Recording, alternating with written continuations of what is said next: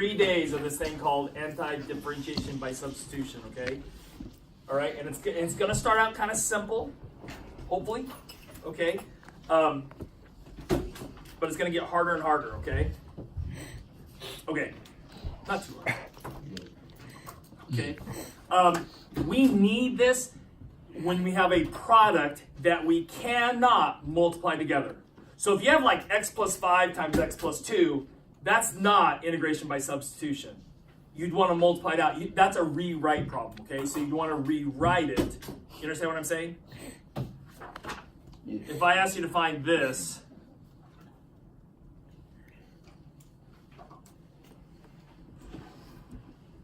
right?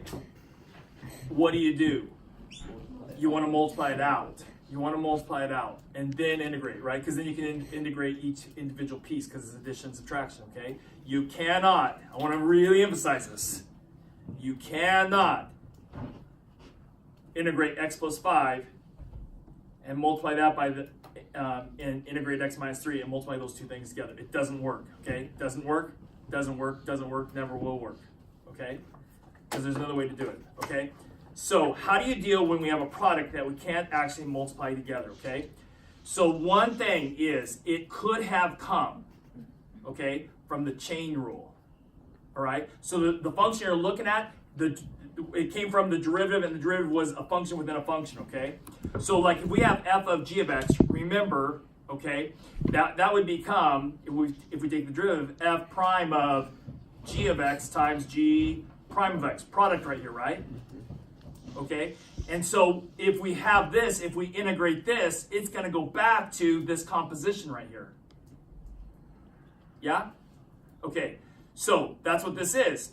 This is then, if we integrate this, it's going to take us back to this composition. Okay, and what we're going to do to make this a little bit simpler and you're able to see it a little bit easier, okay, is we're going to let u be our inside function here, g of x. It's called integration by substitution because we're going to substitute g of x with this letter u, okay? And then du over dx, the derivative of u with respect to x, well, that's just g prime of x. Yeah? Which means du becomes g prime of x times dx. So basically what happens is this right here, we're still going to have the f prime, right? But it's going to be f prime of, this g of x is going to become my u, and this g prime of x and the dx together, this part right here becomes my simple just du.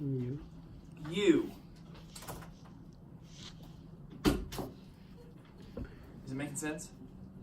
Then, okay, so then we would be integrating f prime of u du, which is really easy to integrate.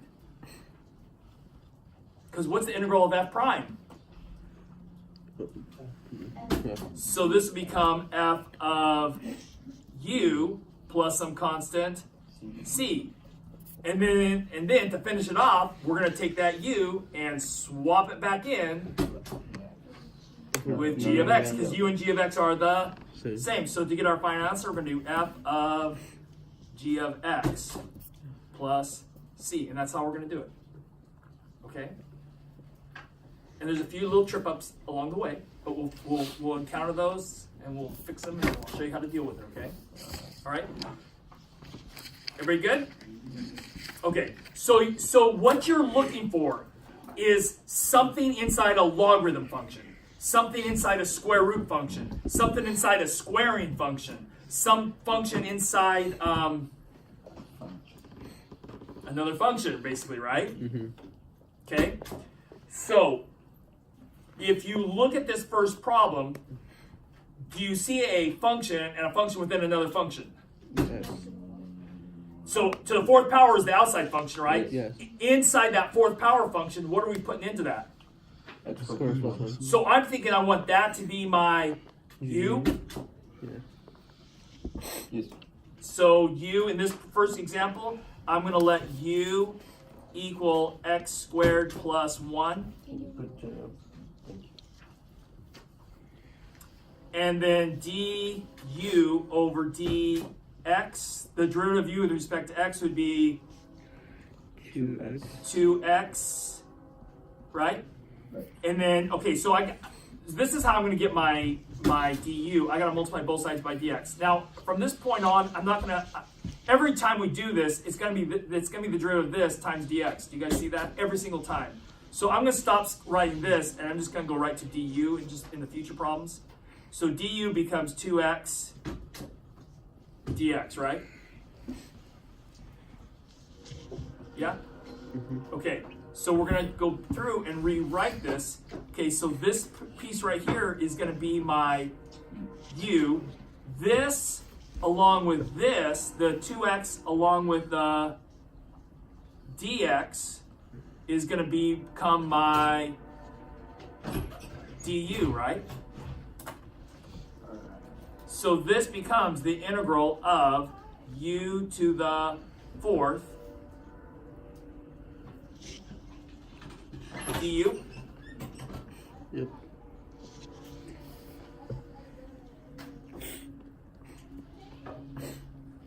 And this should always create something that's really easy to integrate. When you make the substitution, it should make it easier. Like that's easy to integrate, right? Right. You just have to add 1 power and divide by the power, and you're done, right? Mm-hmm. Not really, but almost, okay? So this would be, to answer this problem, that just becomes u to the 5th over 5. Now this is an indefinite integral, so we need to add the plus c, right? Mm-hmm. Plus c. And that's a good answer, but it's not the best answer. Why? Because the original problem had x's in it, right?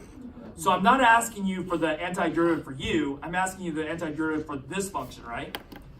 So what we need to do basically is just replace the u with x squared plus 1. Okay, and I'm going to rewrite this as 1/5, so this becomes 1/5 times x squared plus 1 to the 5th power plus your constant c, and that's the answer. Okay? Now, I do want to tell you, there is another way to do this problem.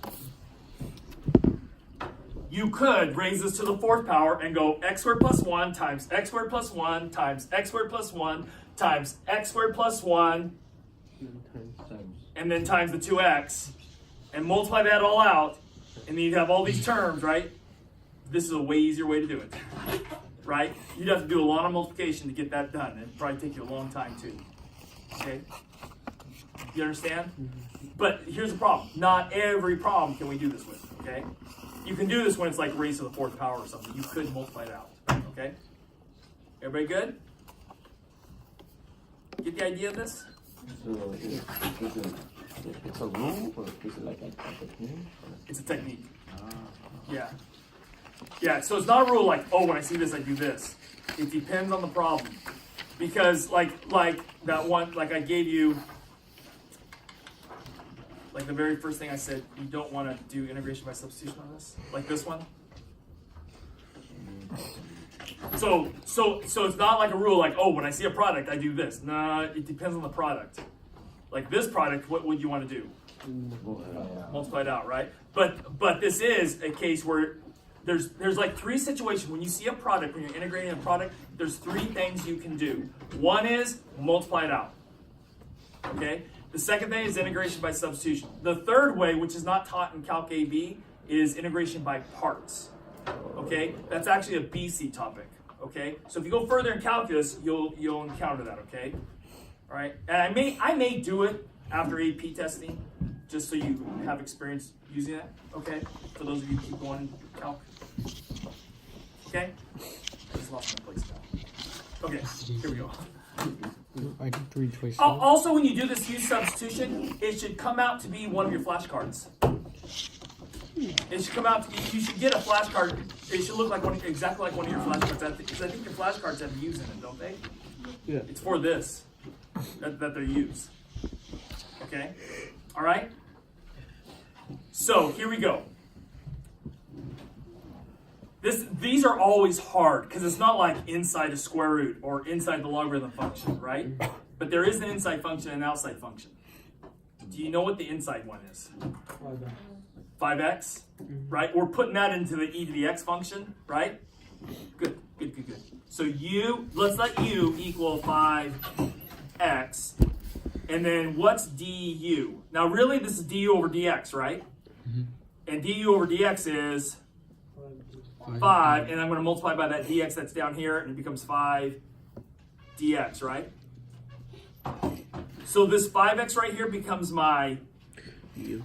That becomes my u, and the 5 along with the dx becomes my du, right? So really this is just the integral of e to the u du. And that's a flashcard. Right? That's one of your flashcards. So what does this become? E to the u plus some constant c, right? Good answer, but it's an intermediate answer. What's the final answer that we should write? E to the 5x. E to the 5x plus c. That's our answer.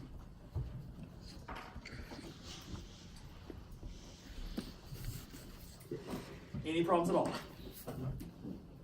That du equals to 5 dx. That 5 that into Wait, how did you got that du equals 5? No, only that, yeah. I took the derivative of 5x. I took that'd be 5, right? Right. Okay. And there's really a d. When I take the derivative of this, there's a dx underneath here, and I'm just in my mind. Okay, it's always gonna go with it. Now I got it. Yeah. Okay. Do you see an inside function for this one? Yeah. Squared plus 1. X squared plus 1. So if I did that, this would become a u squared, right? That would be easy to integrate, right? Okay. So you want to make things that are going to make it easy to integrate, right? Okay. So let's let u equal x squared plus 1, and then du would be 2x times dx. Okay, now there's a problem with this one. It doesn't match like the rest. The last two match perfectly, right? Like everything. Those pieces are my du. This is my u, right? This doesn't match so good because what are we missing? We need a 2 to match, right? Guess what? We can fix that because we can multiply by 2 as long as we also multiply by the reciprocal of it, 1/2. What happens when you multiply reciprocals? You get 1, right? Okay, so this is equal to the integral of 1/2 times 2 times x squared plus 1 quantity squared dx. Now the problem with this is I've got extra stuff now, right? I've got what I need to match my du, but I've got this extra stuff. But that extra stuff happens to be just a constant. What can I always do with the constant? Take it out, right? So this becomes 1/2 the integral of 2x times x squared plus 1 squared dx. So right here, this piece right here is my u, right? And this, along with this, make my du. So this is equal to 1/2 the integral of u squared du, easy integral. So this becomes 1/2 times u cubed over 3 plus c. That becomes 1/6, and instead of u, it's x squared plus 1 cubed plus c. You know you can always check your answer on all of these. If you take the derivative of this, you should get this. If you take the derivative of this, you should get this. Okay?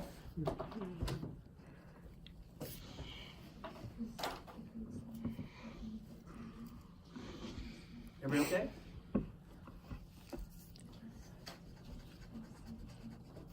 All right, next one.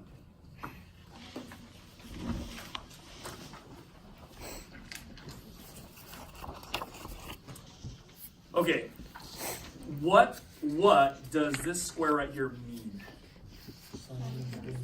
Sine times sine, right? So that's a big sine squared, right? It's actually the outside, right? Mm-hmm. Okay, so this is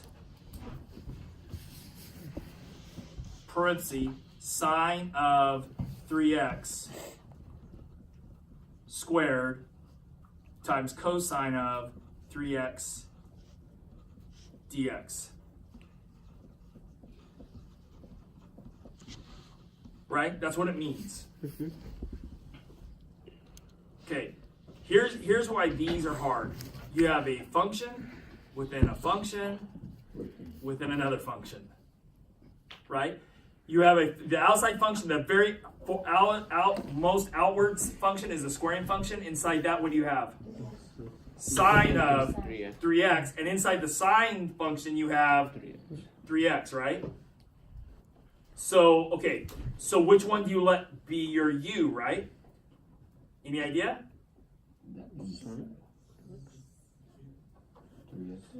3x? Let's try it. You can't be afraid to try and go, crap, that doesn't work. All right? All right, so let's let u equal 3x. Then what's du? It's 3. 3 times dx. Okay, so this 3x right here becomes u, and this 3x right here becomes u, and then I would need a 3 in my dx, right? Can you see? Will that help? No. Oh, it's Right, because I'm still going to have this squaring function, and it's going to be a sine inside that, right? Yeah. Does that make sense? Mm-hmm. So this one's actually a bad choice. You can make bad choices. Just realize I made a bad choice here for my u. Okay, so we let u be the inside function 3x. Well, there's another inside function, right? What's the other inside function? Sine of 3x, right? So let's let u be that one and see what happens.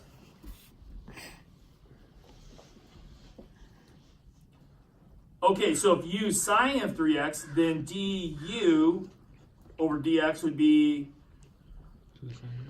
cosine of 3x times dx, right? oh yeah. Times, I'm sorry, whoops, I forgot. 3. Times 3, right? I should have put the 3 before the dx, but it's okay. It means the same thing still. Okay? Yeah? Mm-hmm. This one's better. Why? Using both. Like this is gonna, I'm gonna pick up my du. This whole thing right here is gonna become my du, right? Do you see how that's beneficial? Yeah. Okay, so a whole bunch of stuff goes away because that becomes my du. Yeah? Now the problem is I don't have the 3. Equal. So 1/3 times 3, right? Okay, so this is equivalent to the integral of 1/3 times 3 times sine of 3x squared cosine of 3x. Make all your substitutions all at once, okay? Don't kind of, some of them are x's, just do it all at once, okay?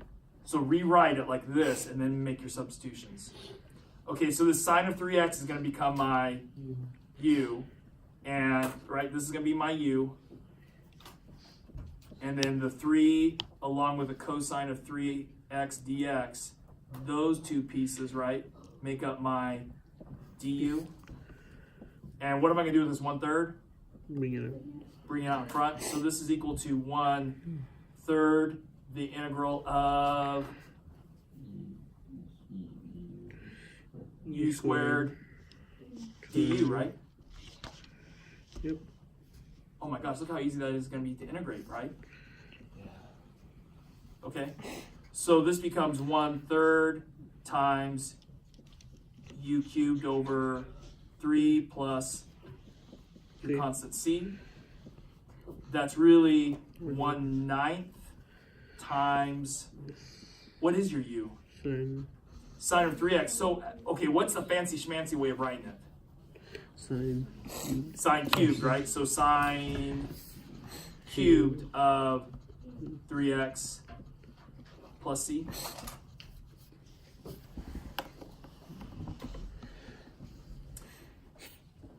You guys are, I should cross this, like, let's put a circle around this and let's just put a line. Like, that's not the way to do it, right? I should have said that. But How come we didn't do anything with cosine?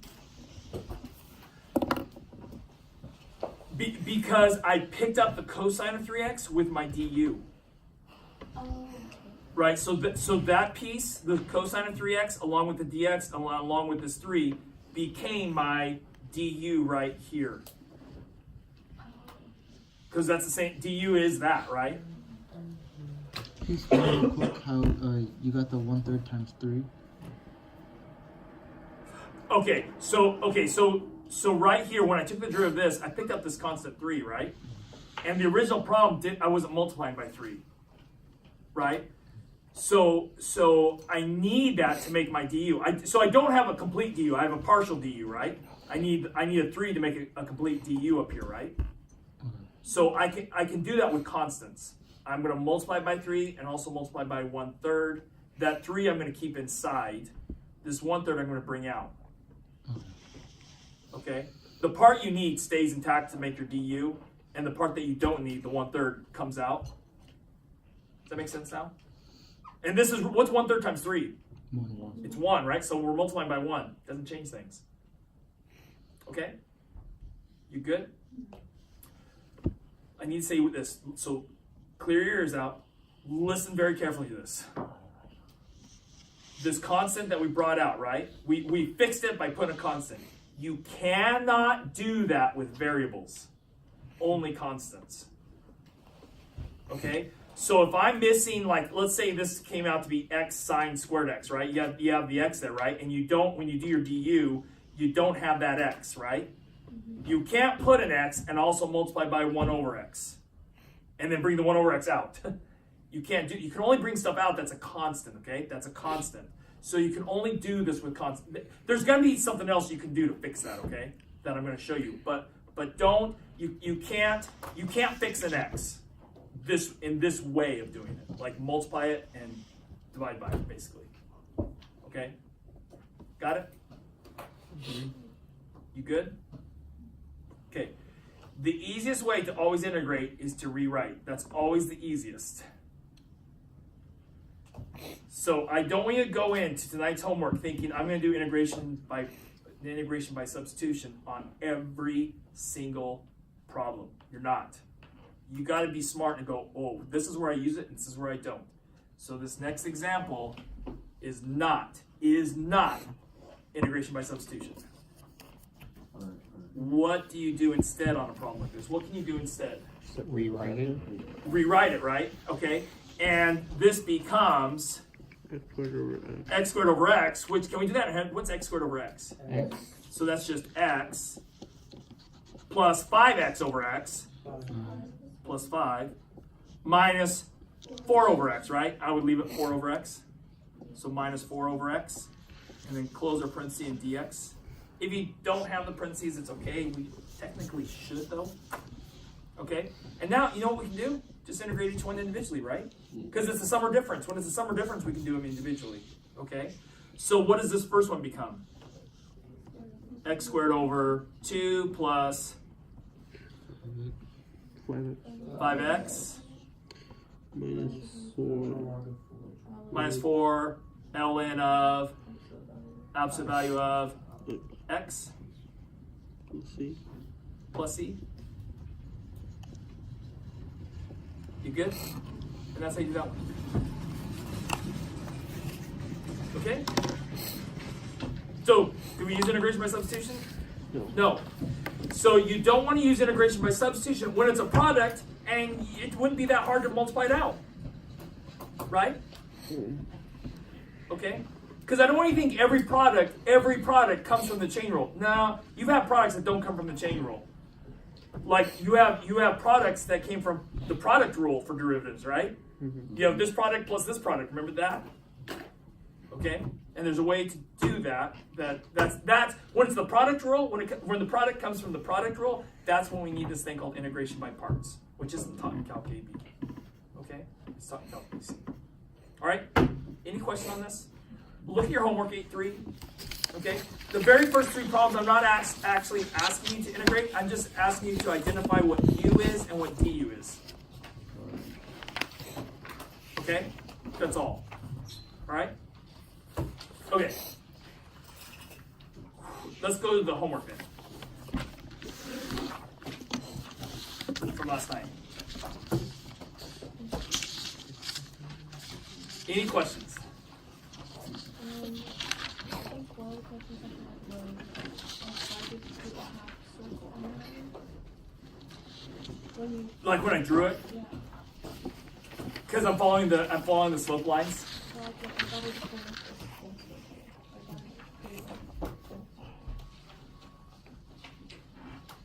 was Like this one, right? yeah. Yeah. Why don't you go all I did, you know. This the, the half half circle. of it? You going to do the top half? Wait a minute. Which okay, hold on. Which one was this? What do you remember which difference the equation was with? It was 40. 40. 40. Negative x over y. This is 39. It has to do with domain restrictions.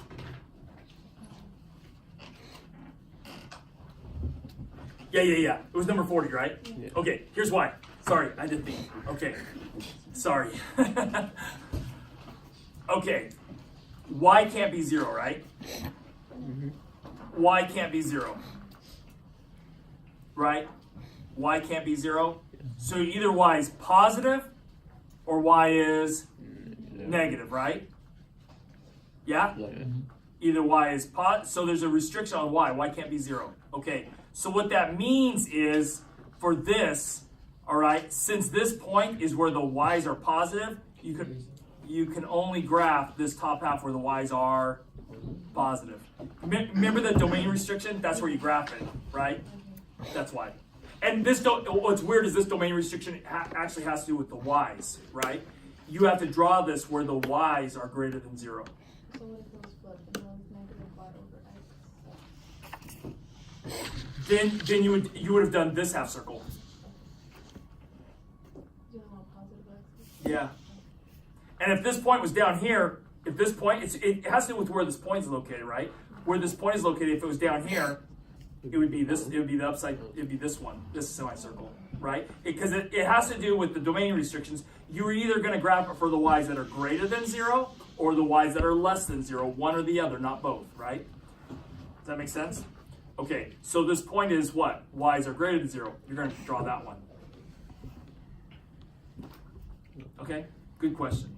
I talked about it a couple days ago, but I didn't talk about it with these. Yeah, that's why. Good question. Anything else? Could you explain how we would get 41 and 42? Yeah. Okay. That's plug-in. So 40, what I would do on this one is I would look at, okay, what if an easy x, this is one where you're gonna have to plug in a value for x, right? The slopes are all determined by just the x. So whatever x you put in, all of this column of x is gonna be the same slope all the way down. Because it's only determined by the x. The y's don't change it. So you can have, if you have the same x on all these points, right, the slope is going to be the same for that column. Okay? So what I would do on this one is I would put in x equals 0. Okay, so if x is 0, x equals 0 is describing what? The y-axis, right? This is the y-axis. Okay, and if I put 0 in over here, what would be dy over dx? Like when you 1. It'd be the square root of 1, which is just 1. Okay, so basically what this says is, on the y-axis, I should see slopes of 1. So if you look at this for graph A, could it be this one? No. No, because on the y-axis, I should be seeing slopes of 1, and I'm seeing slopes of 0. Okay? How about graph? So it's not that one. It can't be that one. Absolutely no way that one, right? So it's kind of, you gotta figure out which ones it's not, and kind of you eliminate them, is what you do. You don't really pick the right one. You eliminate the ones that don't work. And then you're left with the one that does work, okay? So right here, okay, it can't be this one either. Because on the y-axis, I should be seeing slopes of 1, and I'm seeing slopes of 0. Okay? Graph C. So, graph C, this one, okay? On the y-axis, I should see all the slopes be 1. They're changing, huh? Yeah. They're not 0, but they're changing. Can't be this one. This one, looking at this one, that kind of looks like all the slopes are 1, huh? They're all the same, right? So I'm maybe, okay, let's come back to this one. Because maybe we can eliminate the other two, then it's got to be that one, right? Okay. Right in here for this, look at this y-axis. Changing. They're changing, right? Yes. Can't be this one. How about this next one? Changing. Can't be that one. Okay, so it can't be that one, can't be that one, can't be that one, can't be that one, can't be that one. It's this one. Okay, now there's some other things you can look at.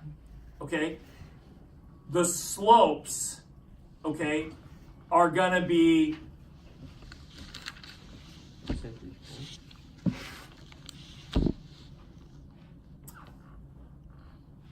because you're square rooting, you can't square root and get a negative value.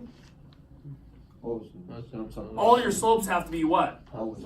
Positive or 0. If you look at D, look at all your slopes. They're either, in fact, they're all positive. I don't even see a 0 slope on there. Do you see? I don't see a 0 slope. No. Yeah, see, they're all positive, huh? Okay. Does that make sense? 42. Should be all positive? The y's, right? It's determined by your y. So I would do what I would do is y equals 0. Now y equals 0 is describing what? The x-axis. So on the x-axis, right? Y is 0. That's going to be. They're all going to be the same slope on the x-axis, right? So what would that slope be? Square root of 5. Now I don't. You're not going to know. You can't tell the difference between the slope of square root of 5 and the square root of 1 or square root of 2. You just look at that and go, oh, the slopes are all the same, right? On the x-axis, all the slopes are going to be the same, and they're all positive. Don't worry about the square root of 5 piece because you're not going to be able to tell. All right. So if you look at this one, can it be graph A? No. No. Can it be graph B? No. No. Why though? Changing. It's changing. They all need to be the same. How about graph C? No. No, because they need to all be the Same. same. Now it's changing, right? This one? It's taken, right? So we know, well, but for other reasons it's changing, right? Okay. How about this one? No. Changing. Changing. How about this one? Yes. It's the same. And they're all positive, huh? Yes. Ah, and that all the others were no's, so that one has to be the only. That one has to be it then, right? Okay. When we graph them on the first ones, the first 6, or something like that, is it okay if we plug in points for each point? Yes, absolutely, absolutely. Yeah, on a lot of these two. Okay, where's the slope going to be 0 when x is 0? What's x equals 0 describing? The y-axis. So you could on this 29 go, okay, this one, this one, this one, this one all have to be horizontal, right? But then these 8, you got to figure out, right? Okay, and then this one, it's going to be where y is 0. You're going to have horizontals, right? So where y is equal to 0 is so these 3 are going to be horizontal, and then you got to figure out these 6 and these 3 down here. And then, I'll be honest with you, I'd have to do every single point for these two too. Like it's just too hard to figure out where it's 0. Okay. So every time x or y equals 0, it's going horizontal, but if it's like 1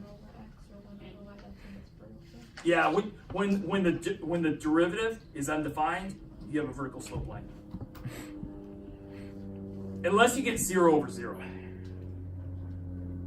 Then it's just not a point. It's not part of it. Right? Like 5 over 0, okay? Alright. They'll never have, I've never seen them have you calculate, like do one of these where like you got 0 over 0. Okay. Like for test, would you want us to solve, like show you each point, or just Yeah. like Yeah. I'm not gonna look at your work. You do it as fast as you can. That honestly, this is just about you cranking out and doing as fast as you can. Which, you know, I would probably write them out, you know, and I would, you know how I did a vertical line and then the point, just so you know that one is that slope, right? So you have a matching, like the slope for this point is that, you know. That's the only reason I would put that, is just to help you locate it, because it'd be easy to get them confused, like which one's which, right? Oh, yeah. All right, yeah. Okay.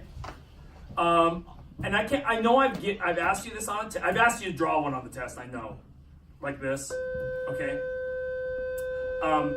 I've also given you a multiple choice one where I can't remember how it is. Either I give you the differential equation and then here's 4 choices for the slope field, or I've given you the slope field, right? And you choose the 4, which is the correct differential equation for the slope field. Does that make sense? Okay. I haven't seen them have you do this on the free response in a while, so I kind of think it's due. We'll see. Yeah, you'll let me know. 48 hours afterwards. Okay. I mean, everyone's already been talking about it on Twitter. So. I know. on Twitter. So what happens when people You guys okay? They can get their scores deeper. And do it?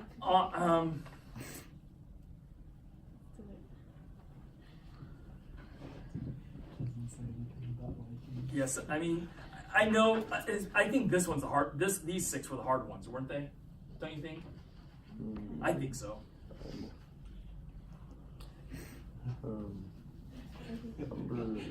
What? Okay. So when would the slope? What would cause this slope to be 0?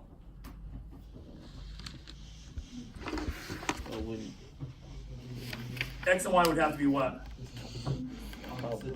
Opposites, right? So 1, -1, 2, -2, -3, 3, right? Same number but opposite signs, right? Which is this diagonal right here, right? Yes. Yep. Does that make sense? What's this diagonal? X's and Y's are what? The same, right? This diagonal is X and Y's are opposites, right? So this one right here, you're looking for across here if they're all flat, right? If they're all 0 slope. You know what? Hold on. This is because it's going from -6 to 6 and -4 to 4. It'd be much better if it was going -6 to 6 and -6 to 6. So you got to be careful. It's this diagonal. It's the diagonal that I'm talking about. Is like going across here. See how it's kind of twisted a little bit because it's long. This axis is longer than this axis. So it'd be this one. You guys realize that? Okay. So for absolute value ones, your answers would also always be positive. Or 0. So You can, so on these you're not gonna, if you have a slope field that's negative, or a little slope segment that's negative, can't happen. Not with this one, or this one. yeah. That's Okay? Good?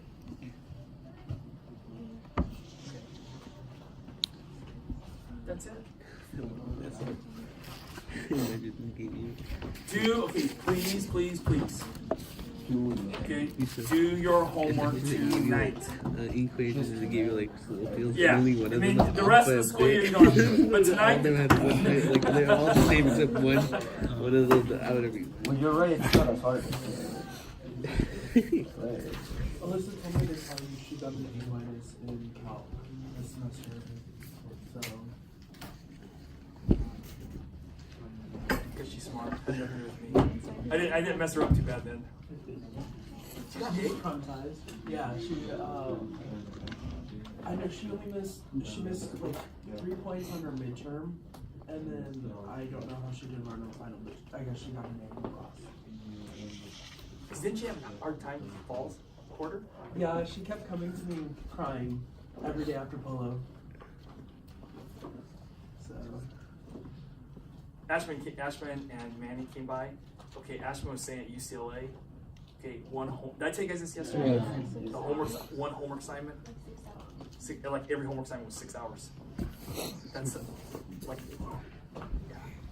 Yeah. You guys, you know, I say this every year. I want to tell you guys something, because you're getting to all your schools, right? And maybe you didn't get into the schools that you necessarily really wanted to get into. Okay, so I'm going to tell you a quick little story. Yeah, I cried for like Okay. a couple 2 hours, but anyways. I am so thankful that I didn't go to the school that I really wanted to go to right out of high school, which was UC Santa Barbara. I wanted to go and play football for UC Santa Barbara. They don't even have a football team now, but okay. But I want to tell you something. My parents couldn't afford it, so that's why I had to go to Reedley College. Okay. I never would have met my wife. I never would have met my wife if my parents, if I had gone to UC Santa Barbara. And I'm so, I'm almost gonna tear up. I'm so thankful. Like I thought I was so mad. You guys have no idea how mad I was. Okay. That I worked hard in high school and all this, and I got into UC Santa Barbara, and then I couldn't go because my parents just couldn't afford it. All right. And so, like, there's stuff out there that you just don't know, like stuff in your future that will unwind. And you're going, I'm so glad I didn't get into that school because I met this person, or I met my wife, or I met my husband, or I met my best friend for life. All right. I met my best friend for life. It's called my wife. Is she recording? I get brownie points today. No, but dead serious. I think back on that and go, man, and I was so mad and so disappointed, and if I hadn't have gone, I never would have met my wife. So that, you just don't know what's in store. Okay? You don't know what's in store in your life. All right? Thank you for sharing. Yeah. Because I still wanted to go to UC Santa Barbara. I guess I'm still a little peeved, but I am glad. I am really glad I did. I'm still disappointed myself.